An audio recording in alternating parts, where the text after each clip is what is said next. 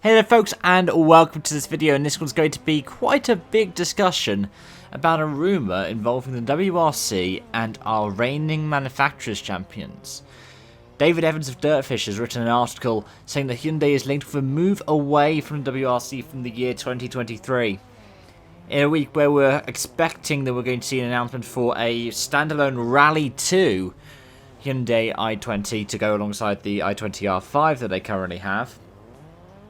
And at the same time as we're hearing that Rally 2 is potentially going to go hybrid from 2023, there are rumours that Hyundai might be leaving the WRC. Now, this would also supposedly depend on whether or not Hyundai were also going to be able to get the hybrid regulations pushed back another year. And the rumour is they're going to potentially go into somewhere like sports cars. So, the World Endurance Championship. And firstly, I just want to say that'll be a massive shame if that happens. I mean, that's no surprise. It would be a shame. Hyundai have been bringing so much into the WRC since they came back. I think there's a article as well by Dirtfish, which I'll put in the description below alongside this one, which says that Hyundai could be this generation Subaru. Now, that does seem weird, of course, but if you read the article, it will make a lot more sense. And to be honest, I think that spells trouble for the WRC. At the same time, in the back of my mind, I'm thinking about the fact that Hyundai said that they wanted the next generation of World Rally cars, the hybrid generation, to be based off of the Rally 2 cars, so based off of, at the time, the R5 cars. And so it would be basically your R5 with a hybrid unit tacked on as well. It'd be simpler, it'd be cheaper, be more cost effective, and be able to be sold to customer teams. And I think that's what the WRC have to do. They eventually changed their mind and went for the kind of stance that they're going with now, because Toyota were very annoyed at the other idea. So you basically had Toyota and Hyundai, both of them going, if you do this one, we'll leave. So they were essentially caught between a rock and a hard place, really. But given that we've already lost Citroën, we've already lost the PSA group, could we be about to see the loss of another team from the WRC? I really hope not, because it will spell massive trouble. Because if this next brand of Rally 1 regulations aren't affordable, we won't have an M-Sport, we won't have a Ford. We won't have a Hyundai, potentially. We already don't have a PSA. And a VAG are long gone. We'd be left with just Toyota. Unless some new manufacturer was suddenly going to go, yeah, we'll come back to the WRC.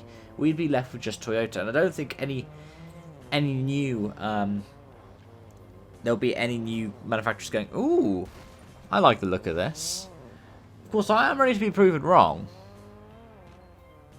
but I don't think there will be. I think the WRC needs new manufacturers, but I think it needs to be cheaper. Whenever I've made a video talking about this kind of topic, for example, I did one recently talk about safety in the WRC. I've always made a comparison between this generation of World Rally cars and Group B. Because we're told these are the fastest WRC cars ever. These are the most powerful since Group B. These are the fastest in a straight line since Group B. But Group B, like, we talk about the dangerous side of it, it was also really expensive, and Group S was going to be a step up. The difference was, Group S was coming at a time when there was going to be able to be that kind of investment in something like a WRC program. For Rally 1, there's not that much money there. Of course, in terms of like raw money itself, thanks to inflation and everything, it is going to be a higher cost anyway, and people will be paying a higher cost just to be able to do a Rally 2 program. But that's not what I'm trying to say here.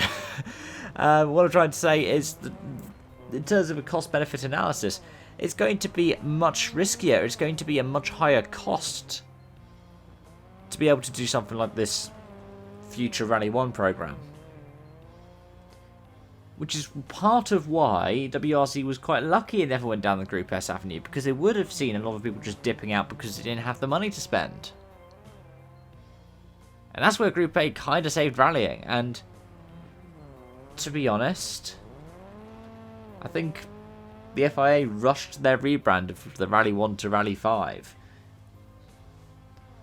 They should have just stuck with the current branding and just gotten rid of the WRC class entirely. Gotten rid of it and had R5 be the highest density. You have R5, R4, R3, R2, R1. Maybe redraw the boundaries a little bit. But yeah, this I don't think it's going to work.